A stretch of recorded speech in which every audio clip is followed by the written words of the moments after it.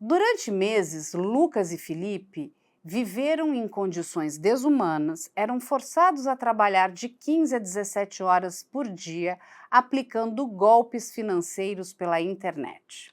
A alimentação era precária e a vigilância constante.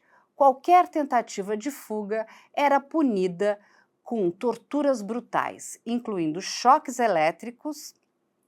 Bom, gente, em mensagens escondidas, Felipe chegou a relatar ao pai: eles vão tirar nossos órgãos. Como ficar calmo assim?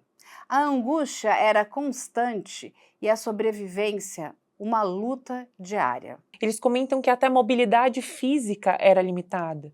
A comida era somente arroz e não tinha mistura, era sempre um carboidrato ali mais vencido. A água não tinha saneamento básico, eles não tinham locais adequados para fazer suas necessidades. Eles tinham que dormir num chão encolhidos porque até a mobilidade física era limitada. Então, eles ficaram no mínimo 3 meses ali, vivendo nessa situação e trabalhando de 15 a 17 horas por dia sem parar. Então agora a gente precisa chamar o mapa.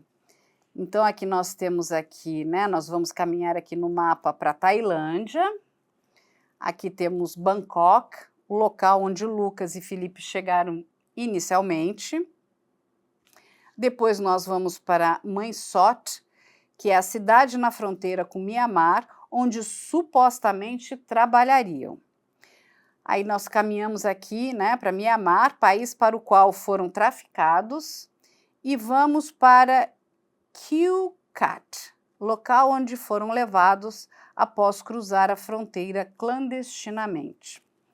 Agora a gente chega aqui, né, no complexo do KK Park, que é o complexo onde o Lucas e o Felipe foram mantidos em cárcere e forçados a aplicar golpes cibernéticos. E vale lembrar, golpes cibernéticos em quem? Na população brasileira e também como vítimas o sistema bancário. Gente, agora a gente vai chamar aqui um vídeo, né, de um grande amigo e parceiro aqui do canal, o nosso querido Joel Paviotti, né, que é o nosso vídeo 2. Ele faz uma análise da estrutura política atual de Mianmar, que favoreceu o surgimento de redes criminosas ligadas ao tráfico humano. Ele traz uma análise do tráfico humano no Brasil desde a origem também. Vamos ouvir aqui o Joel. Eu acredito que esse assunto do tráfico humano tenha sido puxado agora neste momento por conta dos 2 rapazes que foram resgatados lá em Mianmar. Mianmar é um país que está acontecendo um genocídio já faz um tempo, que uma maioria budista tem ceifado a vida de outras minorias religiosas, e um golpe de Estado dado lá em Mianmar acabou desorganizando todo o país, desregulando várias legislações e normas, o que favoreceu o crescimento de redes criminosas, inclusive aquelas que fazem tráfico humano. O tráfico humano no Brasil, ele tem, na verdade, 3 grandes segmentos aí. O primeiro é o tráfico humano para entrada em países mais desenvolvidos, como os Estados Unidos. Há uma sistemática muito ali no meio ali do leste para o norte de Minas Gerais, ali na região de Governador Valadares, e que vários coiotes, que são pessoas que fazem esse tráfico de pessoas daqui para os Estados Unidos. A princípio, essas pessoas pagam para esses coiotes, mas chegando lá no México, os caras entregam eles nas mãos de cartéis e os caras vivem um inferno. Então a gente pode considerar isso o tráfico humano, que tem crescido bastante também.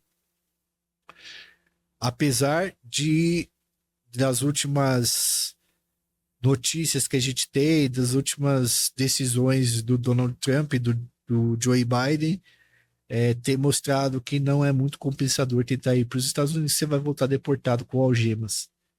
Mas essa é uma parte pequena do que acontece no Brasil. Uma outra parte é o tráfico sexual, que acontece tanto aqui dentro do nosso país, o tráfico interno de meninas, adolescentes e tal, e mulheres de idade dos 18 aos 27 anos, tanto para fora do Brasil, tá? Que é a exploração sexual. Vamos lembrar que o tráfico de pessoas ela tem vários objetivos, mas tem que ser exploração, seja exploração sexual, exploração do trabalho, exploração econômica. exploração afetiva, você levar uma criança, por exemplo, traficada, para você levar para outra família adotar, né, que não tem filhos. Então, um dos outros setores do tráfico é o tráfico internacional sexual, de mulheres que são convencidas aqui no Brasil a irem até países europeus, como Espanha, França, Itália, Turquia, por exemplo, ou outros países do leste europeu, e ao chegarem lá, essas meninas elas são escravizadas sexualmente e tem, segundo as pessoas que fazem, as redes criminosas que fazem isso, a mulher brasileira ela tem um alto valor sexual ilegalmente lá nos Estados Unidos. Lá nos Estados Unidos não, lá nos países europeus. Por quê? Porque durante muitos anos, até a Embratur chegou a fazer isso um tempo, pregava-se o turismo brasileiro como um turismo sexual. Existem fotos da Embratur, de cartazes da Embratur com as nádegas das mulheres, os seios das mulheres, propagandas de cerveja colocavam as mulheres ali como objeto sexualizado. Não só, mas também as propagandas de carnavais eram vendidas sobre o corpo da mulher. Então, 96% dos traficados em tráfico sexual são mulheres, muitas delas menores de idade, que elas chegam nesses outros países e elas são escravizadas por essas pessoas, esses cafetões internacionais aí ilegais. Isso também é um tráfico bastante importante para a gente poder entender. Mas eu acho que o que eu mais posso contribuir para vocês, afunilando, é com o tráfico humano para a exploração do trabalho, que é um tema que eu já estudei, que acontece muito no Brasil, inclusive. Tanto de fora para dentro, como de dentro para fora, como de dentro para dentro. Então a gente tem, por exemplo, bolivianos, venezuelanos que entram no Brasil, são pegos por empresários ilegais, trazidos até São Paulo e escravizados em lugares insalubres, trabalhando 15, 16 horas por dia. Então são pessoas que vêm de fora para ser traficadas aqui dentro. Tanto pessoas que saem daqui para ter o serviço de trabalho explorado em outros locais. Mas o tráfico interno é uma coisa que a gente precisa estar mais ligado. Não que ele esteja aumentando, mas hoje o Brasil já construiu muitos dispositivos com o Ministério Público do Trabalho para conseguir encontrar essas pessoas e libertar elas. Mas o tráfico humano para exploração do trabalho no Brasil é muito antigo. Ele vem ali da Lei Áurea, né? Quando extingue-se a Lei Áurea, e aí você não tem o projeto de inclusão dos escravizados, dos ex-escravizados, e aí o tráfico dessas pessoas continua como se eles fossem escravizados mesmo. No Brasil, a exploração laboral superou a exploração sexual como principal forma de tráfico, afetando principalmente homens, jovens e migrantes internacionais. Globalmente, 61% das vítimas são mulheres e meninas, enquanto 38% são crianças. A crescente utilização de tecnologia para aliciamento digital tem facilitado a expansão dessas redes criminosas.